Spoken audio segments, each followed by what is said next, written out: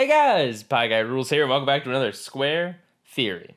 So, why do I, PIEGUYRULZ, talk about SpongeBob so dang much?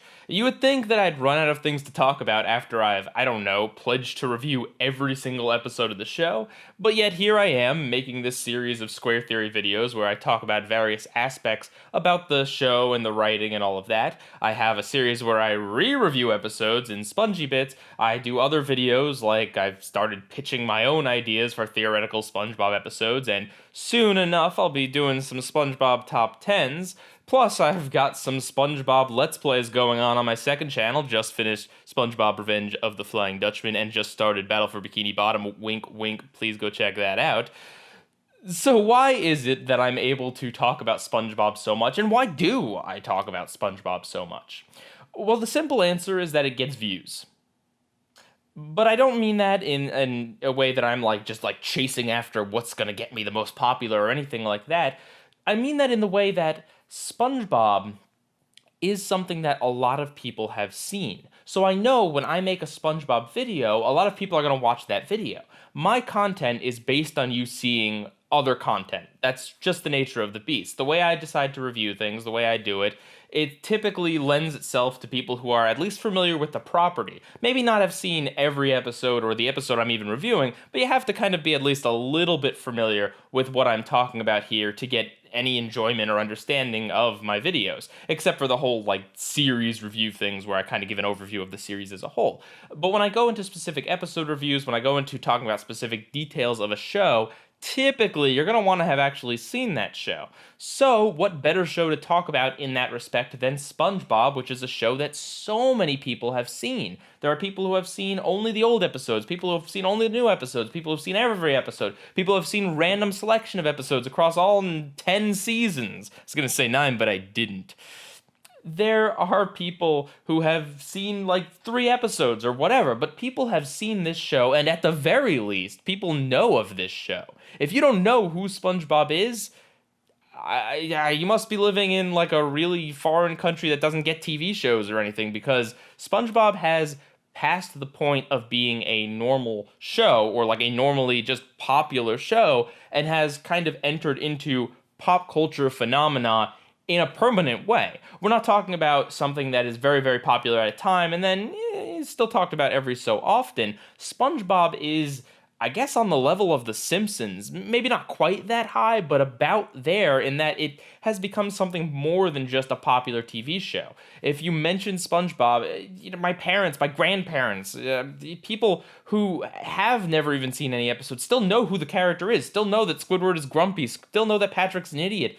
People know about this show. But more to the point, if you're interested in animation, critique, or a fan of it, or probably even work in the industry, you have to have at least seen at least a little bit of SpongeBob at this point.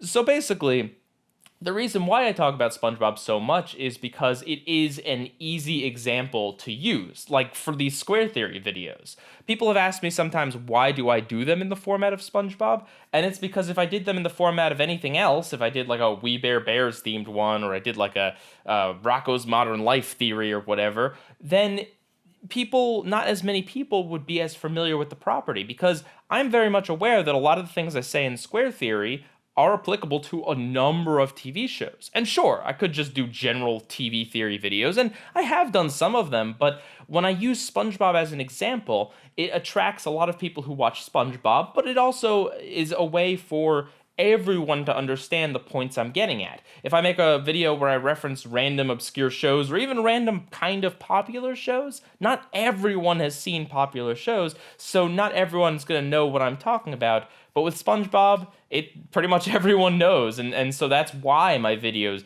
about SpongeBob get more views. So basically, the short answer is that I talk about SpongeBob because everyone else talks about SpongeBob, and everyone likes listening to someone talk about SpongeBob. And that's because SpongeBob has become something bigger than just a very popular show. Additionally, the reason why I'm able to talk about SpongeBob so much, why I have so much material, isn't just that the show has been running a long time, because of course that helps. Having a lot of episodes to review means that I'm still here reviewing every episode of SpongeBob after years of doing it, and I will be doing it for years to come.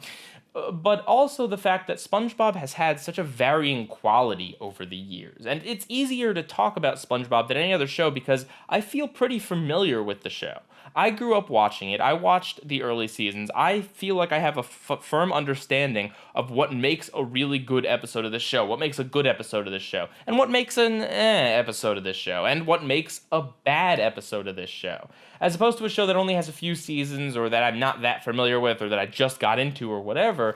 But because I've known about SpongeBob for as long as it's been on the air, I do have that sense of familiarity, and it does help. Additionally, I'm the type of person who really likes to dive in deep with a subject. When I play a game, if I'm really interested in it, like Binding of Isaac or Don't Starve or whatever, I will get super into the game. I'll watch Let's Plays. I'll look up things on the wiki and just like read a bunch of wiki entries to learn about the game. I'll play endless runs and runs and runs of these games, even past the point where I die and replay and replay and replay. And that's just because that's the kind of personality I have. I get super into something. So if there is a show that I'm going to get super into, it's going to be SpongeBob. It makes sense because that's the kind of show that's going to get the most people interested in my content. Sure, I could dive super deep into a show like Avatar, and yes, that show does have a lot of interesting things about it, a lot of things to learn, a lot of things to analyze. It's a deep show, especially in comparison to SpongeBob, which is relatively shallow most of the time. But the reason why SpongeBob is interesting to talk about is the varying quality that the show has exhibited over the years and what we can kind of learn about characters and stories from deciding, well, this is a good episode, this is a bad episode. Now let's look at the why, let's look at what's different. Let's look at when does SpongeBob as a character work, when doesn't he work, when is Mr. Krabs too greedy, when is this, that, why did the TV movies fail, etc., etc. SpongeBob is fun to talk about that way, and that's why I have a lot of material to talk about. And the reason why I talk about it is just because it is a superbly, amazingly, spectacularly popular show. Love it or hate it, seen tons of episodes, only seen a few. It is what it is, and it is definitely an interesting and fun show to talk about, regardless of the quality of it at any given time. So, why do you guys talk about SpongeBob? Did I hit on those same points, or do you have other reasons? So, with that, PIEGUYRULZ, out.